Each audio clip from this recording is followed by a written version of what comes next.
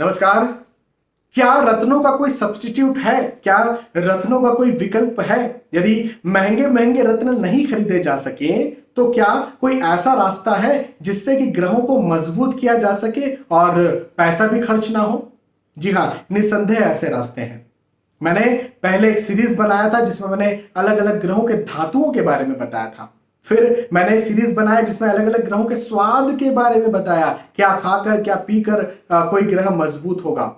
आज का ये वीडियो, ये जो सीरीज अब हमने शुरू किया, ये जड़ के बारे में है। किसी पौधे या किसी पेड़ की जड़ जो धारण करके, जो सही तरीका मैं आपको बताऊं, उस तरीके से धारण करके आपके पर्टिकुलर ग्रह जो है वो मजबूत हो सके। पिछला वीडियो सूर्य देव के बारे में था। यदि आपने वीडियो नहीं देखा तो जाकर के देख सकते हैं। सूर्य देव को मजबूत करने का जड़ से, पौधे या पेड़ की जड़ से कौन सा तरीका है। आज का वीडियो चंद्रदेव के बारे में है।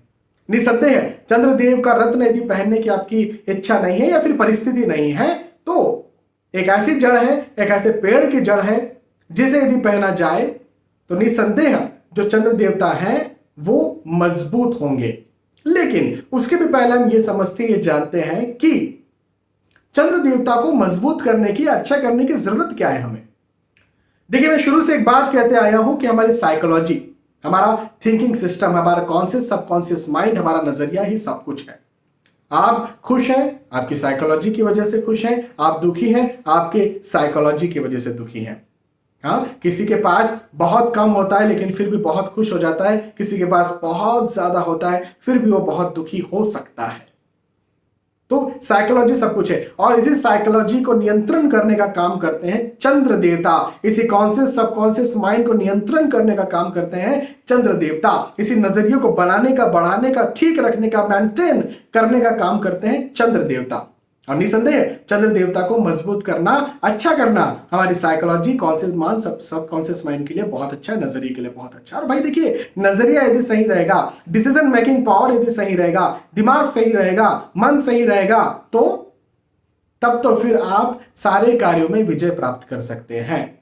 हम में अलग क्या है, इंसानों में अलग क्या है जो इंसान ने पूरे विश्व पर विजय प्राप्त करे, और विश्व से आगे की भी बात करें, ब्रह्मांड पर विजय प्राप्त करके रखी? दिमाग ही तो है। नहीं तो ऐसा हाथी ही सबसे बड़ा जीव है, वही विजय प्राप्त कर लेता, शेर विजय प्राप्त कर लेता। हाँ, व्हेल मछली जो, जिसका तो जो शरीर बहुत बड़ा होता है। तो हमारे पास दिमाग है, बुद्धि है, ज्ञान है, और वो चंद्रमा की वजह से आती है। तो यदि आप सारे कार्यों में सक्सेसफुल होना चाहते हैं, सफल होना चाहते हैं, तो निसंदेह चंद्रमा को मजबूत करना बहुत जरूरी है। और सक्सेसफुल के साथ, सफल होने के साथ मन की शांति भी बहुत जरूरी है। हाँ, आपको बहुत पैसा मिल रहा है, बहुत कुछ मिल रहा है, लेकिन आप बड़े तनाव में, बड़ी एंजाइटी में, बड़े डिप्रेशन में, क्या काम का ऐसा पैसा?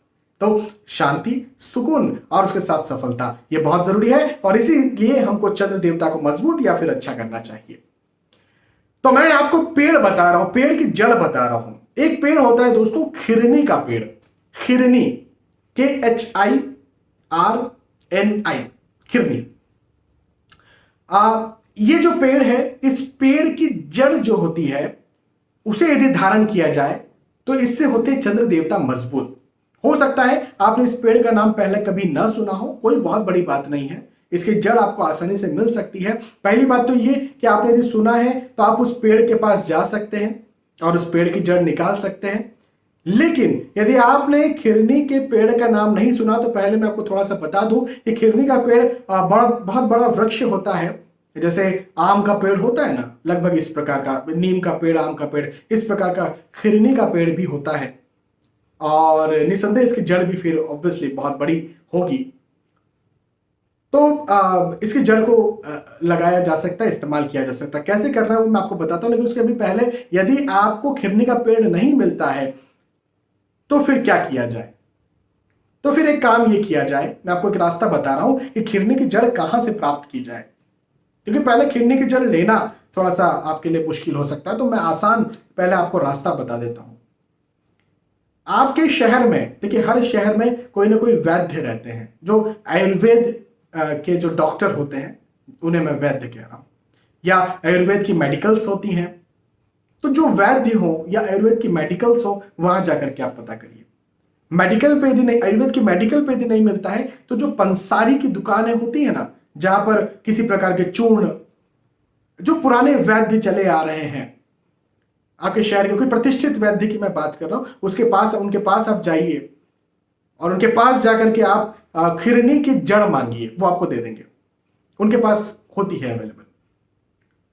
तो आप जाकर के उनसे जड़ मांगिए, क्योंकि इसका जो ज्योतिष शास्त्र में तो उपयोग है ही है, लेकिन आयुर्वेद शास्त्र में भी बहुत अच्छा उपयोग है। अब वो जड़ को आपको कैसे लेना है, कैसे बांधना है, मैंने अभी आपको रास्ता बताया कि आप कहां से किस प्रकार से प्राप्त करेंगे। बहुत सस्ती जड़ आपको मिल जाएगी। अब उसको किस प्रकार से इस्तेमाल करेंगे, तो एक अंगुल आपका जो एक इंडेक्स फिंगर है, एक तर्जनी अंगुली है, इतनी बड़ी जो है आप जड़ काट लें, इतनी बड़ी, जितनी बड़ी आपकी इंडेक्स फिंगर है उतनी बड़ी आप जड़ ले लें, और उस जड़ को आप किसी सफेद कपड़े या फिर सफेद धागे में बांध लें, और दाहिने हाथ की जो भुजा होती है उसमें आप जो है वो पहन लें। कई बार गले में भी पहना जाता है, लेकिन दाहिने हाथ की भुजा में पहनना और ज्यादा आपको मजबूती देगा। खासतौर पर इसे पूर्णिमा के दिन पहने। पूर्णिमा का दिन का वक्त भी हो सकता है, इवन रात का वक्त भी हो सकता है, जब चंद्र देवता पूर्णतः उदय हो चुके हो, तो उनके सामने आप जो है रात के वक्त आप ये धारण कर सकते हैं, पहन सकते हैं। किसी और से भी कह सकते हैं पहनाने के लिए, लेकिन वक्त जो है पूर्णिमा का होना चाहिए, तिथि पूर्णिमा की होना चाहिए। दिन का वक्त हो, रात का वक्त हो, इससे कोई बड़ा फर्क नहीं पड़ता।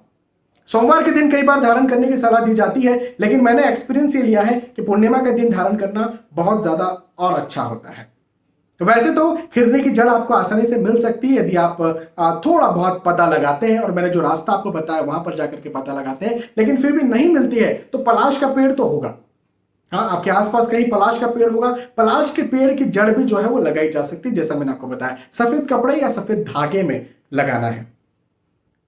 यदि आप हाथ में नहीं बांध सकते, भुजा में नहीं बांध सकते, तो फिर गले में बांध ले, गले में पहन ले। ये आपके चंद्र देवता को मजबूती करेगा। हाँ, पहले नंबर पर तो खिरनी की जड़ ही पता करें। यदि सेकेंडरी ऑप्शन पे जा रहे हैं तो हम पलाश पे जा रहे हैं, ठीक है।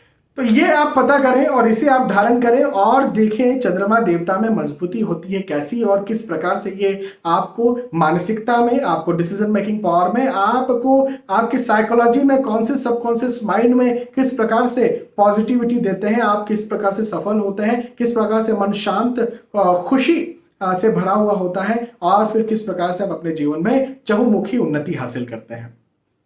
यदि मन शांत होगा तो निसंदेह आपका परिवार भी खुश रहेगा, शांत रहेगा। यदि मन शांत होगा तो निसंदेह आप जो है बहुत आसानी से कोई भी सफलता हासिल कर पाएंगे, ठीक है। तो आज का वीडियो खिरनी की जड़ पर था, खिरनी के पेड़ की जड़ पर था।